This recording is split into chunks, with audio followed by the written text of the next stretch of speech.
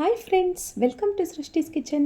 ಇವತ್ತಿನ ನಮ್ಮ ರೆಸಿಪಿಯಲ್ಲಿ ರಾಗಿ ಹಿಟ್ಟು ಹಾಗೂ ಬೆಲ್ಲವನ್ನು ಉಪಯೋಗಿಸ್ಕೊಂಡು ಸಖತ್ ಟೇಸ್ಟಿಯಾದ ರಾಗಿ ಬರ್ಫಿ ಹೇಗೆ ಮಾಡೋದು ಅಂತ ನೋಡೋಣ.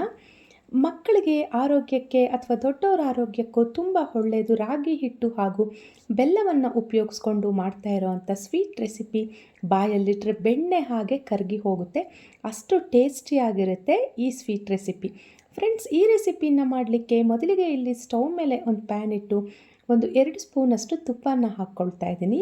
ತುಪ್ಪ ಸ್ವಲ್ಪ ಚೆನ್ನಾಗಿ ಕರಗಿದ ಮೇಲೆ ಈಗ ಇದಕ್ಕೆ 1 ಕಪ್ಪಷ್ಟು ರಾಗಿ ಹಿಟ್ಟು, ನಾವು ಯಾವ ಕಪ್ಪಲ್ಲಿ ರಾಗಿ ಹಿಟ್ಟು ತಗೊಳ್ತೀವೋ ಅದೇ ಕಪ್ಪಲ್ಲಿ 1/4 ಕಪ್ಪಷ್ಟು ಉಪ್ಪಿಟ್ಟು ರವೆಯನ್ನು ಸೇರಿಸ್ಕೋಬೇಕು. ಮೀಡಿಯಮ್ ಸೈಜ್ ಬಾಂಬೆ ರವೆ ಬರುತ್ತಲ್ಲ, ಅದನ್ನು ಹಾಕ್ಕೊಳ್ತಾ ಇದ್ದೀನಿ. 1 ಕಪ್ಪು ರಾಗಿ ಹಿಟ್ಟಿಗೆ ನೋಡಿ, ಈ ಕಪ್ಪಲ್ಲಿ 1/4 ಕಪ್ಪಷ್ಟು ರವೆಯನ್ನು ತೊಗೊಂಡಿದ್ದೀನಿ. ಈಗ ಇದನ್ನು ಸ್ಟವ್ ಲೋ ಫ್ಲೇಮಲ್ಲಿ ಇಟ್ಕೊಂಡು ಒಂದು 7ರಿಂದ 8 ನಿಮಿಷಗಳ ಕಾಲ ಇದನ್ನು ಚೆನ್ನಾಗಿ ಹುರ್ಕೋಬೇಕು. ಸ್ಟವ್ ಹೈ ಫ್ಲೇಮಲ್ಲಿ ಇಟ್ಕೋಬೇಡಿ, ಲೋ ಫ್ಲೇಮಲ್ಲಿ ಇಟ್ಕೊಂಡು ಈಗ ಮಧ್ಯದಲ್ಲಿ ಇನ್ನೊಂದು ಸ್ಪೂನಷ್ಟು ತುಪ್ಪವನ್ನು ಹಾಕ್ಕೊಳ್ತಾ ಇದ್ದೀನಿ.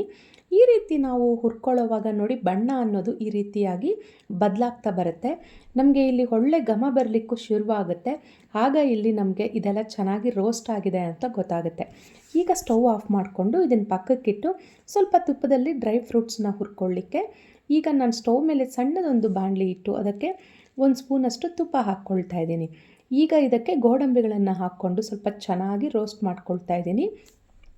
ಡ್ರೈ ಫ್ರೂಟ್ಸ್ ಅನ್ನೋದು ನೀವು ಯಾವುದೇ ಹಾಕ್ಕೋಬೋದು, ಬಾದಾಮಿ ಹಾಕ್ಬೋದು, ಒಣದ್ರಾಕ್ಷಿ ಹಾಕ್ಬೋದು, ಗೋಡಂಬಿ ಹಾಕ್ಬೋದು. ನಾನಿಲ್ಲಿ ಗೋಡಂಬಿನ ಹುರಿದು ಪಕ್ಕಕ್ಕಿಟ್ಟಿದ್ದೀನಿ. ಈಗ ಸ್ಟವ್ ಮೇಲೆ ಒಂದು ಪಾತ್ರೆ ಇಟ್ಟು ನೋಡಿ, ನಾವು ಯಾವ ಕಪ್ಪಲ್ಲಿ ರಾಗಿ ಹಿಟ್ಟು ತೊಗೊಂಡಿದ್ವೋ ಅದೇ ಕಪ್ಪಲ್ಲಿ ಫುಲ್ಲು 1 ಕಪ್ಪಷ್ಟು ಬೆಲ್ಲ, 1.5 ಕಪ್ಪಷ್ಟು ನೀರನ್ನು ಹಾಕ್ಕೊಂಡು ಮೊದಲಿಗೆ ಇಲ್ಲಿ ಬೆಲ್ಲವನ್ನು ಕರಗಿಸ್ಕೊಳ್ಳೋಣ. ಇಲ್ಲಿ ನಮಗೆ ಯಾವುದೇ ರೀತಿ ಪಾಕ ಎಲ್ಲ ಇಲ್ಲ, ಈ ರೀತಿ ಬೆಲ್ಲ ಕರಗಿದ್ರೆ ಸಾಕು. ಈಗ ಸ್ಟವ್ ಆಫ್ ಮಾಡ್ಕೊಳ್ಳೋಣ. ಈಗ ನಾವು ಕರಗಿಸಿಟ್ಕೊಂಡಿರೋವಂಥ ಬೆಲ್ಲದ ನೀರನ್ನು ಹುರಿದು ಫ್ರೈ ಮಾಡಿಟ್ಕೊಂಡಿದ್ವಲ್ಲ ರಾಗಿ ಹಿಟ್ಟು ರವೆ, ಅದಕ್ಕೆ ಸೇರಿಸ್ಕೊಂಡು ಮಿಕ್ಸ್ ಮಾಡ್ಕೊಳ್ತಾ ಇದ್ದೀನಿ. ಸ್ಟವ್ ಆನ್ ಮಾಡ್ಕೊಂಡಿದ್ದೀನಿ, ಸ್ಟವ್ ಲೋ ಫ್ಲೇಮಲ್ಲಿ ಇಟ್ಕೊಂಡಿದ್ದೀನಿ. ಇದು ಬಂದುಬಿಟ್ಟು ನಮಗೆ ಸ್ಟಾರ್ಟಿಂಗ್ ಟು ಎಂಡಿಂಗ್ವರೆಗೂ ಸ್ಟವ್ ಲೋ ಫ್ಲೇಮಲ್ಲೇ ಇಟ್ಕೊಂಡು ಈ ಸ್ವೀಟ್ ರೆಸಿಪಿನ ರೆಡಿ ಮಾಡ್ಕೋಬೇಕು. ಒಂದೇ ಸರಿ ನೀರು ಹಾಕಿದಿರ ಈ ರೀತಿಯಾಗಿ ಒಂದು 2 ಸರಿಗೆ ನೀರನ್ನು ಹಾಕ್ಕೊಂಡು ಗಂಟು ಇಲ್ಲದೆ ಇರೋ ಥರ ಚೆನ್ನಾಗಿ ಕಲಿಸ್ಕೊಳ್ಳಿ. ಮಧ್ಯದಲ್ಲಿ 1 ಸ್ಪೂನ್ ತುಪ್ಪವನ್ನು ಹಾಕ್ಕೊಳ್ಳಿ. ತುಪ್ಪ ಒಂದೇ ಸರಿ ಹಾಕೋದಕ್ಕಿಂತ ಈ ರೀತಿ ಮಧ್ಯ ಮಧ್ಯ ಹಾಕೋದ್ರಿಂದ ಸ್ವೀಟ್ ತುಂಬ ಚೆನ್ನಾಗಿರುತ್ತೆ. ಈಗ ಯಾವುದೇ ಗಂಟಿಲ್ಲದೆ ಇರೋ ಥರ ಚೆನ್ನಾಗಿ ಇದನ್ನು ಕಲಿಸ್ಕೊಳ್ತಾ ಹೋಗಬೇಕು. ಈಗ ನಾವು ತುಪ್ಪದಲ್ಲಿ ಹುರಿದಿಟ್ಕೊಂಡಿದ್ವಲ್ಲ ಡ್ರೈ ಫ್ರೂಟ್ಸು, ಅದನ್ನು ಸಹ ಇದಕ್ಕೆ ಸೇರಿಸ್ಕೊಂಡ್ಬಿಟ್ಟು ಕೊನೆಯದಾಗಿ ಇನ್ನೊಂದು ಸ್ಪೂನ್ ತುಪ್ಪವನ್ನು ಇದಕ್ಕೆ ಹಾಕ್ಕೊಂಡು ಚೆನ್ನಾಗಿ ಈ ರೀತಿಯಾಗಿ ಮಿಕ್ಸ್ ಮಾಡ್ಕೊಳ್ಳೋಣ. ನೋಡಿ, ಒಳ್ಳೆ ಶೈನಿಂಗ್ ಬರ್ತಾ ಇದೆ ರಾಗಿ ಹಿಟ್ಟನ್ನೋದು. ಈಗ ಒಳ್ಳೆ ಫ್ಲೇವರಿಗೋಸ್ಕರ ಸ್ವಲ್ಪ ಏಲಕ್ಕಿ ಪುಡಿಯನ್ನು ಸಹ ನಾವು ಹಾಕ್ಕೊಂಡು ಇದನ್ನು ಈ ರೀತಿಯಾಗಿ ಚೆನ್ನಾಗಿ ಕಲಿಸ್ಕೊಳ್ತಾನೆ ಇರಬೇಕು, ಗಂಟು ಹಾಕ್ದಿರ. ನೋಡಿ ಎಷ್ಟು ಸಾಫ್ಟಾಗಿ ಪ್ಯಾನ್ಗೆ ಒಂದು ಚೂರು ಅಂಟ್ಕೊಳ್ದಿರ ಎಷ್ಟು ಚೆನ್ನಾಗಿ ಬರ್ತಾ ಇದೆ ಅಂದರೆ ಅಷ್ಟು ಚೆನ್ನಾಗಿದೆ. ಈಗ ಇದೇ ರೀತಿ ಒಂದು 7ರಿಂದ 8 ನಿಮಿಷಗಳ ಸಮಯ ಬೇಕಾಗುತ್ತೆ ಈ ರೀತಿಯಾಗಿ ಮಾಡಲಿಕ್ಕೆ. ಈಗ ಸ್ಟವ್ ಆಫ್ ಮಾಡಿಕೊಂಡು ಒಂದು ಪ್ಲೇಟ್ಗೆ ತುಪ್ಪವನ್ನು ಸವರ್ಕೊಂಡಿರೋವಂಥ ಪ್ಲೇಟ್ಗೆ ನಾವು ರೆಡಿ ಮಾಡಿಟ್ಕೊಂಡಿರೋವಂಥ ಬರ್ಫಿನ ಅಂದರೆ ಹಲ್ವಾನ ಇದಕ್ಕೆ ಸೇರಿಸ್ಕೊಳ್ಳೋಣ. ಈ ರೀತಿ ಪ್ಲೇಟ್ಗೆ ಹಾಕಿದ ನಂತರ ಇದನ್ನು ಪ್ಲೇಟ್ ಯಾವ ಶೇಪಲ್ಲಿದೆ, ರೌಂಡ್ ಶೇಪಲ್ಲಿದೆ ಅಲ್ವಾ, ಆ ಶೇಪ್ಗೆ ಈ ರೀತಿಯಾಗಿ ಎಲ್ಲ ಸ್ಪ್ರೆಡ್ ಮಾಡಿಕೊಂಡು ಈಗ ಒಂದು ಕಪ್ ತೊಗೊಳ್ಳೋಣ. ಒಂದು ಜಾಮೂನ್ ಕಪ್ ಸೈಜಷ್ಟಿರೋ ಕಪ್ಪನ್ನು ತೊಗೊಂಡು ಅದರ ಹಿಂಬದಿಯಿಂದ ಈ ರೀತಿಯಾಗಿ ನಾವು ಪ್ರೆಸ್ ಮಾಡೋದ್ರಿಂದ ನಮಗೆ ಶೇಪ್ ಅನ್ನೋದು ಕರೆಕ್ಟಾಗಿ ರೌಂಡ್ ಶೇಪಲ್ಲೇ ಬರುತ್ತೆ. ಈ ರೀತಿಯೆಲ್ಲ ನೋಡಿ ಎಷ್ಟು ಚೆನ್ನಾಗಿ ಒಳ್ಳೆ ಶೈನಿಂಗಲ್ಲಿದೆ. ಈಗ ಈ ರೀತಿಯಾಗಿ ಪ್ರೆಸ್ ಮಾಡಿಕೊಂಡು ಇದನ್ನು ಸ್ವಲ್ಪ ಆರಲಿಕ್ಕೆ ಬಿಟ್ಬಿಡೋಣ.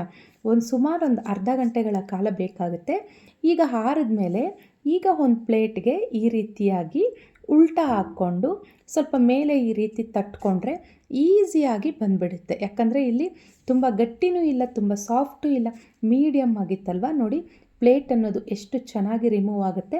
ಪ್ಲೇಟ್ಗೆ ಒಂಚೂರು ಸಹ ಇಲ್ಲಿ ಅಂಟ್ಕೊಂಡಿಲ್ಲ.